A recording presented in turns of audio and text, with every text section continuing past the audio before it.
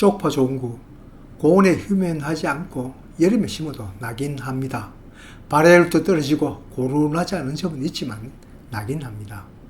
그렇지만 그 이유가 문제이더군요. 날씨는 덥고 병충해는 극성인데 정작 그 병충해를 이겨야 할 쪽파는 가장 취약한 시기인 혼행성 작물이기 때문입니다. 그래서 기회 있을 때마다 언제 심으라고 한다고 해서 막 심지 말고 기온이 한풀 꺾이면 심으라고 권했습니다. 갈수록 여름이 길어지고 있습니다. 그래도 추석에 뽑아 먹으려고 심는다면 9월 초에는 심어야 하고 김장 때 먹으려면 늦어도 9월 20일 전까지는 심어야 할 것 같습니다. 우리처럼 올가을 심어서 내년 겨울 지나서 다시 새싹 나올 때 뽑아서 전도 부쳐 먹고 김치도 담으려면 조금 더 여유가 있을 것 같습니다. 오늘이 8월 20일, 날씨는 여름 한가운데 있는 것 같습니다. 밤도 26도가 넘는 열대야, 낮은 35도가 넘는 폭염, 그 기세가 꺾일 줄을 모르지만 오늘 마침 시간이 있어 일단 종구는 다듬어 놓습니다. 귀찮게 종구 다듬지 않고 심으면 싹이 안 나오냐고요? 나올 싹은 언제 나오도 나옵니다. 발뿌리가 나야 할 밑둥이 단단한 것이 그대로 붙어 있으면 뿌리가 쉽게 나오도록 하고 싹이 올라올 부분을 잘라주면 싹이 쉽게 올라옵니다. 언제나 선택 상황. 우리처럼 몇 개 안 되는 종구이면 이왕이면 시간 나면 다듬어 심고 대량으로 심는 농가는 그냥 파종해도 됩니다. 해마다 쪽파를 심는 농가는 나름의 방법대로 종구를 다듬지만 처음 다듬는 분은 자르다가 씨앗 몸체를 자르는 경우가 많습니다. 그럴 때마다 이래도 되나 하는 염려가 생길 수 있습니다. 혹시나 몸통을 자르면 어쩌나 하는 마음으로 싹이 나올 자리를 조금만 자르고 뿌리가 나올 자리도 혹시나 다칠까봐 단단한 부분을 제거하지 못하면 굳이 다듬을 필요가 없겠죠. 사실 이렇게 다듬는 사람이 없겠지만 손바닥 농부 싹이 올라올 자리를 짓궂게 이만큼 뭉텅 잘랐습니다. 그래도 싹이 올라오는가? 해마다 종구를 다듬는 사람도 궁금할 수 있습니다. 쪽파는 물론 마늘, 대파 모두 생장점이 더 안쪽에 있습니다. 아니, 옥수수나 보리 등 외떡잎 식물은 쌍떡잎 식물에 비해 생장점이 그 아래에 있어서 올라온 싹을 잘라 먹어도 또 올라옵니다. 언제나 호기심 많은 손바닥 농부, 대파나 쪽파 생장점이 얼마나 깊이 들어있는가를 알아보았죠. 여기에서는 쪽파 실험만 잠깐 소개합니다. 당시 실험한 표인데 맨 위 1번은 그대로 심은 것입니다. 처음부터 싹이 나는 것이 고르지는 않았습니다. 지금도 유심히 보면 싹이 고르지 않습니다. 그래서 쪽파 종구 다듬어 심으라고 하는가 봅니다. 2번은 몸통은 다치지 않고 위와 아래를 다듬은 것입니다. 고르게 잘 자라고 있습니다. 3번은 위를 반 잘라낸 것인데도 싹은 잘 났습니다. 4번은 위를 3분의 2씩이나 잘라낸 것인데 이것도 싹이 늦게 나온 것이 있지만 그래도 싹이 잘 나왔습니다. 밑둥을 4분의 1씩이나 잘라 심은 것은 여기 보다시피 나온 것도 있고 나지 않은 것도 있습니다. 물론 싹도 늦게 나왔습니다. 이걸로 보아 쪽파 종구의 생장점은 한가운데 아랫부분에 위치함을 짐작할 수 있습니다. 그러니 그 생장점 위나 아래는 잘라도 싹이 나는 데는 지장이 없었습니다. 문제는 그 다음에 있었습니다.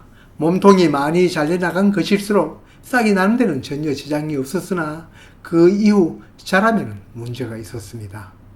잘 자라지 않는 것입니다. 왜일까요?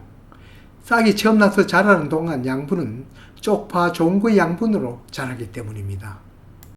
3번과 4번은 몸통이 잘려나갔기에 2번에 비해 싹이 자라는 데는 필요한 양분이 자른 만큼 적기 때문입니다. 이 종구 몸통 양분으로 작은 뼘 한 뼘까지 자라는 동안 영향을 줄 것입니다. 이걸 감안하여 종구 다듬기를 하면 되겠습니다. 남들이 이래라 저래라 하는 대로 따르기보다 이런 원리를 알고 하면 전혀 우려나 궁금증이 없을 것입니다. 쪽파 종구의 크기도 그렇습니다.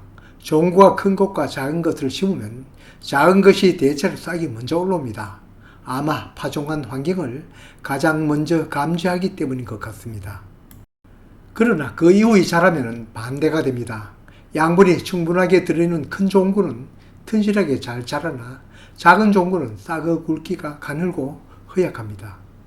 뿐만이 아닙니다. 뿌리의 늘어남, 즉 분열도 차이가 있습니다. 물론 이 분열은 작은 종구는 한두 개 더 심으면 해결될 수 있습니다. 얕은 종구는 굵고 튼실한 것을 심으면 싹도 우량하고 분열도 많이 되어 더 풍성한 수확을 얻을 수 있는데, 이 쪽파 종구는 품종에 따라 차이가 있습니다.